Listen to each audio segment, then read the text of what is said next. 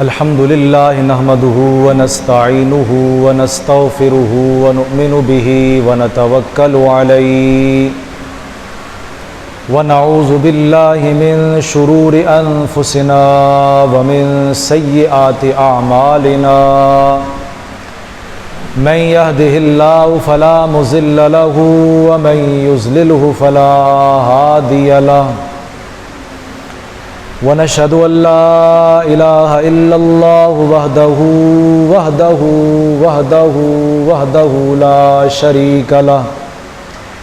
لا شريك له ولا وزير له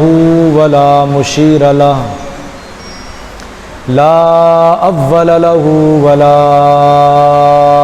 آخر له لا مثل له ولا مثال له ولا مماثل له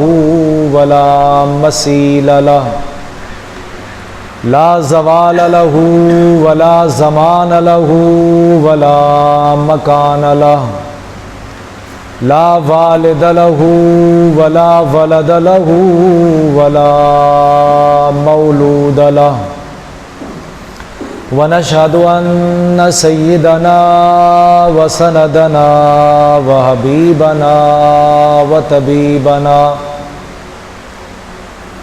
هادينا ومولانا ومرشدنا محمدا عبده ورسوله أرسله بالحق بشيرا ونذيرا وداعيا إلى الله بإذنه وسراجا منيرا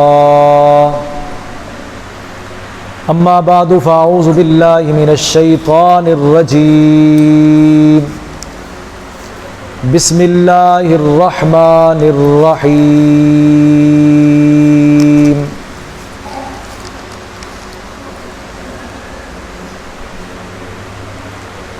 ولا تقولوا لمن يقتل في سبيل الله أموات بل أحياء ولا تشعرون بل أحياء ولكن لا تشعرون صدق الله مولانا العظيم ان اللہ وملائکتہ یصلون علی النبی یا ایہا الذین آمنوا صلوا علیہ وسلموا تسلیما اللہم صل علی سیدنا ومولانا محمد وعلی آل سیدنا ومولانا محمد وبارک وسلم وصل علیہ۔ میرے انتہائی قابل قدر معزز و محترم سامعین ذی احترام علماء ذی قدر، جیسا کہ آپ کے علم میں ہے کہ آج کا یہ پروگرام جو منعقد کیا گیا میرے برادر مکرم بہت ہی اچھے دوست قاری محمد بلال صاحب دامت برکاتہم العالیہ، ان کی کاوش اور محنت کو میں خراج تحسین پیش کرتا ہوں، اور آپ تمام حضرات جو یہاں اللہ کے گھر میں تشریف لائے اللہ اس کے رسول کا ذکر سننے کے لیے اور ان لوگوں کا تذکرہ سننے کے لیے جنہوں نے اپنے زندگی میں اپنے نبی سے وفا کی ہے، ان پاکیزہ اور مقدس ہستیوں کا تذکرہ سننے کے لیے میں اور آپ جمع ہوئے۔ اور دوسری بات یہ ہے جو میری اور آپ کی سعادت کی ہے کہ آج کا یہ پروگرام چونکہ ذی الحج کا یہ عالی شان اور عظمت والا مہینہ، اس کے مناسبت سے خلیفہ سوم امیر المومنین ناشر قرآن اور داماد رسول حضرت سیدنا عثمان ابن عفان رضی اللہ تعالی عنہ کی شہادت آپ کے فضائل اور مناقب کے حوالے سے مجھے اور آپ کو یہاں جمع کیا گیا۔ اور دوسری خوش نصیبی اور خوش بختی یہ ہے اس مجلس کی، الحمدللہ آپ کی اس مسجد میں ایک بچے نے قرآن مجید ختم کیا ہے، اس کے والدین کی حوصلہ افزائی مبارکباد پیش کرنے کے لیے آپ تمام حضرات اور میں یہاں آیا ہوں۔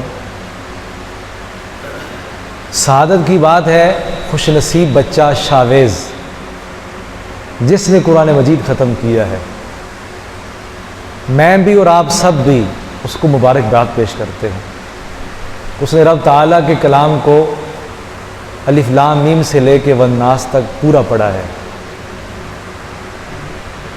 اور اس کے والد صاحب ملک سجاد صاحب انتہائی زیادہ مبارکباد کے مستحق ہیں کہ جن کے بچے کو اللہ رب العزت نے اپنے مقدس اور پاکیزہ کلام کے پڑھنے کی سعادت دی ہے۔ میں سمجھتا ہوں کہ یہ ان کے والدین کے لیے، ملک سجاد صاحب کے لیے انتہائی زیادہ خوشی کا موقع ہے۔ قرآن مجید کے ختم سے زیادہ خوشی کی بات نہیں ہے، اس لیے کہ قرآن مجید میری اور آپ کی ہدایت والی کتاب ہے، جس کو پڑھ کے تلاوت کر کے اللہ کی رضا نصیب ہوتی ہے۔ دونوں جہان کا پروردگار، دونوں جہانوں کا پیدا کرنے والا اور اپنی ساری مخلوق کو روزی رزق عمر صحت برکتیں نصیب کرنے والا پروردگار، جب اس کا کلام پڑھا جاتا ہے، کلام کا دیدار کیا جاتا ہے، تو عرش برین سے اللہ کی رضا کا اعلان ہو جاتا ہے۔ تو ملک سجاد صاحب کو بہت زیادہ مبارکباد پیش کرتے ہیں کہ ان کے بچے نے قرآن مجید پڑھ لیا ہے۔ اور دوسری بات، میرے اور آپ کے ایمان کو جلا بخشنے کے لیے محترم جناب قاری محمد بلال صاحب نے اس خواہش کا اظہار کیا کہ ہمارے دل کے اندر اور دماغ کے اندر اور سماعتوں کے اندر یہ بات آ جائے کہ جن لوگوں کو، جن مقدس ہستیوں کو دنیا میں رسول اللہ نے جنت کی بشارت دی ہے، ان کا کوئی تذکرہ سنا دیا جائے۔ رسول اللہ صلی اللہ تعالی علیہ وسلم نے ارشاد فرمایا کہ اگر کسی نے جنتی دیکھنا ہے تو عثمان کا چہرہ دیکھ لے۔ تو قاری محمد بلال صاحب کا بتانے کا اور یہ محفل سجانے کا مقصد یہ ہے کہ میرے اور آپ کے ایمان کو جلا مل جائے کہ ایسے لوگ جنہوں نے اپنی پوری زندگی اپنے نبی کے ساتھ وفا کر کے بسر کر دی، جب اپنے نبی کے ساتھ وفا کر کے زندگی بسر کی تو بدلے میں صلہ کیا ملا؟ بدلے میں صلہ ان کو جنت کی بشارت مل گئی۔ حضرت عثمان ابن عفان رضی اللہ تعالیٰ عنہ کی شہادت 18 ذی الحج کو ہے۔ حضرت عثمان ابن عفان نے میرے نبی پاک صلی اللہ تعالی علیہ وسلم کے ساتھ وہ وفا کی ہے کہ قیامت تک زمانہ اس کی مثال پیش نہیں کر سکتا۔ ایک بات تو یہ ہے کہ حضرت عثمان ابن عفان رضی اللہ تعالیٰ عنہ رشتے میں میرے نبی کے کیا لگتے ہیں۔ آپ نسبت کو دیکھیں کہ کتنی عالی نسبت ہے حضرت عثمان کی۔ خونی رشتہ میرے نبی کے ساتھ کیا ہے۔ حضور نے ارشاد فرمایا کل حسب و نسب منقطع الا سببی و نسبی و سحری۔ حضور فرماتے ہیں قیامت کے دن سارے حسب و نسب ختم ہو جائیں گے، رشتے ناطے ٹوٹ جائیں گے۔ اور قرآن مجید نے بھی کہا یوم یفر المرء من اخیہ و امہ و ابیہ، رشتے ٹوٹ جائیں گے، تعلق ختم ہو جائے گا. لیکن آقا فرماتے ہیں الا سببی، ایک میرا رشتہ ہوگا جو میری امت سے نہیں ٹوٹے گا. میں اور آپ کتنے خوش نصیب ہیں کہ ہمارا تعلق نبی اکرم صلی اللہ تعالی علیہ وسلم کے ساتھ ہے. جہاں ماں کا تعلق ٹوٹ گیا، باپ کا تعلق ٹوٹ گیا، بھائی کا تعلق ٹوٹ گیا، حسب و نسب ختم ہو گیا، رشتے ناتے ختم، ہر کسی کو اپنی اپنی پڑی ہے. لیکن حضور فرماتے ہیں اللہ سببی، ایک میرا رشتہ ہوگا جو میری امت سے نہیں ٹوٹے گا. وَنَسَبِی، فرماتے ہیں میرا تعلق میری اولاد سے بھی نہیں ٹوٹے گا.